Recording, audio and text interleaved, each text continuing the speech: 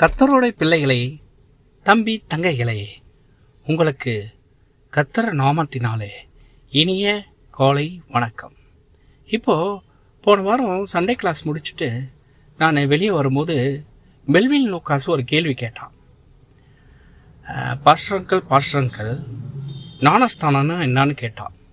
நான் அப்போ அவனுக்கு விளக்கம் கொடுக்கல, நான் இப்போ உங்களுக்கு விளக்கம் கொடுக்குறேன். ஞானஸ்தானம் என்பது ஞானம் பெற்ற பின் வரக்கூடிய பேருக்குத்தான் ஞானஸ்தானம்.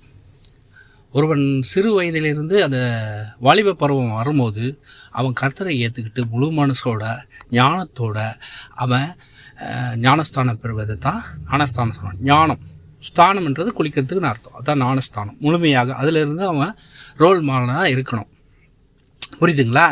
ஒருவன் ஜனத்தினாலும் ஆவினாலும் பிறாவிட்டால் தேவனுடைய ராஜ்யத்தில் பிரவேசிக்க மாட்டான் என்று மெய்யாகவே உனக்கு சொல்கிறேன். யோவான் 3:15 படிச்சு பாருங்க, அப்போ உங்களுக்கு தெரியும். மேலும் சில கேள்விகளை நீங்க கேட்கத்தான் நான் உங்களுக்கு பதில் சொல்ல முடியும்.